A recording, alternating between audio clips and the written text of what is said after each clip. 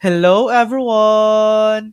In this video, I'll show you how to activate your Humana spending account card.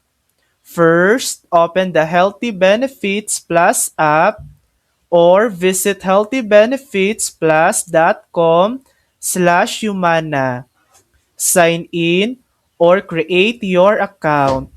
Then, enter your card details and date of birth to activate. You can also activate by phone by calling 1-855-256-4620 and following the automated steps. Once activated, you may need to create a PIN to use the card like a debit card at checkout.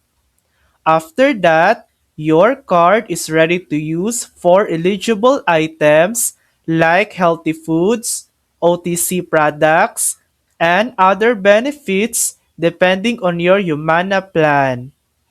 And that's it. Quick, simple, and ready to use. And that's how to activate your Humana spending account card.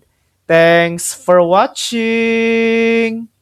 If this video helped you, please like and subscribe for more helpful tutorials.